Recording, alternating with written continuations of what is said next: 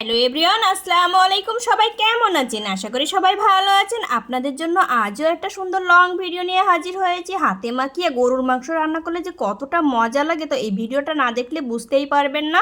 আর দারুণ একটা কিন্তু কালারও এসেছে। তো দেখেন, আমি ছোট ছোট আলু দিয়ে আর রসুন দিয়ে খুব সুন্দর করে আমি রান্নাটা করেছিলাম। তো এর জন্য চলে যেতে হবে মূল রেসিপিতে। প্রথমে আমি একটা কড়াই নিয়ে নিয়েছি। কড়াইয়ের ভিতরে যে পরিমাণ মতো আমি মাংস দিয়ে দিয়েছি। এখানে আমি সব আছে আস্তে আস্তে দিব, আর শুধু মশলাটা একটু বেটে দিব। আর রসুন আমি অল্প পরিমাণে দিয়ে দিয়েছি। সব মশলাগুলোই কিন্তু আমি দিয়ে দিচ্ছি এক এক করে। কিন্তু এখানে এটাকে এই রান্নাটা কিন্তু একটু স্পেশালভাবে রান্নাটা করব। তো আমি এভাবে কখনোই মাংস রান্না করিনি আগে। কিন্তু আমি এখানে হলুদ আর মরিচের গুঁড়াটা দিব না, এখানে আমি বাকি মশলাগুলো সব দিয়ে এখানে আমি রসুন আস্ত দিয়েছি। তারপরে পেঁয়াজটা একটু বড় বড় কেটে কেটে দিয়েছিলাম।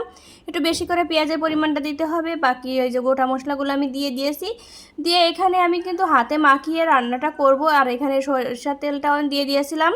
তেলটা দেওয়ার পরে আমি সুন্দরভাবে হাতে মাখিয়ে রান্নাটা করে নেব। বেশ অনেকটা সময় ধরে আমি হাতে এভাবে মাখিয়ে নিয়েছিলাম। এটা রান্না করলে না এত মজা লাগে, এই মাংসটা আমার ভীষণ পছন্দের। তারপরে দেখেন এভাবে সেকেন্ড আমি রেখে দিয়েছিলাম দমে। তারপরে এখানে জিরার গুঁড়া দিয়ে দিয়েছিলাম, তারপরে একটু ধনিয়ার গুঁড়া দিয়ে দিলাম। এই পর্যায়ে কিন্তু এখানে আমি জয়ফল একটু এইভাবে দিয়েছি। আমার কাছে মনে হয় জয়ফল এইভাবে গ্রেড করে দিলে কিন্তু খুবই ভালো হয়, তো আমি সেইভাবে দিলাম। তো আজকে আমি এভাবেই দিয়ে দিলাম। তো আমি চেষ্টা করি এভাবে দেওয়ার জন্য। তো আপনারা কীভাবে দেন অবশ্যই কিন্তু কমেন্টে জানিয়ে যাবেন। আমি বেটে দিলাম না, তারপরে আমি সব একসাথে মিশিয়ে নিলাম। মানে আমি সুন্দরভাবে মিশিয়ে নিব। তো এভাবে আমি মাংসটা রান্না করলে যে এত মজা লাগে, সবাই কিন্তু আঙ্গুল চেটে পুটে খাবে। আর এখানে লবণটাও আমি অ্যাড করে দিয়েছিলাম। তো এটা তো বলাই হয়নি, লবণটা দিয়েছিলাম। তো এখানে আমি সেকেন্ড সুন্দরভাবে মিশিয়ে নেব। আর মনে হচ্ছে এটা একটা পেশোয়ারি রান্নাটা করতেছি, পেশোয়ারি মাংস রান্না যেটা বলে। তো আমি একদিন এই ভিডিওটা নিয়ে আপনাদের মাঝে হাজির হব। তো এখানে আমি এই পর্যায়ে কিন্তু হলুদের গুঁড়াটাও দিয়ে দিলাম, আর এখানে লাল মরিচের গুঁড়াটা দিয়ে দিলাম। এটা কিন্তু আমি পরে এসে দিয়েছি, আগে থেকে দেয়নি। তো এভাবে কিন্তু আমি কখনোই মাংসটা রান্না করিনি। তো আজকে এইভাবে রান্নাটা করলাম। আর এটা আজকের না, মানে গতকালকের রান্না। তো আজকে আমি ভিডিওটা দিচ্ছি, আসলে লং ভিডিওটা তৈরি করা হয়েছিল না।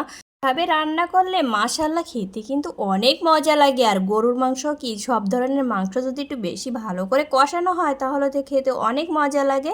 তো দেখেন এখানে কিন্তু আমি আলু আর রসুনগুলো আস্ত করে রাখছিলাম, আর এখানে ছোটো আলুগুলো দিয়েছিলাম, আর রসুনও দিয়েছি। আর রসুনটা দিলে কিন্তু মাংসে খুবই মজা লাগে। আর এখানে আমি চুই ঝাল ব্যবহার করতে পারিনি, যেহেতু ঘরে চুই ঝাল ছিল না। যেহেতু আমরা খুলনা যশোরের মানুষ হয়ে যদি আমরা চুই ঝাল না খাই তাহলে কি হয়, তারপর আমি আর কি দেইনি।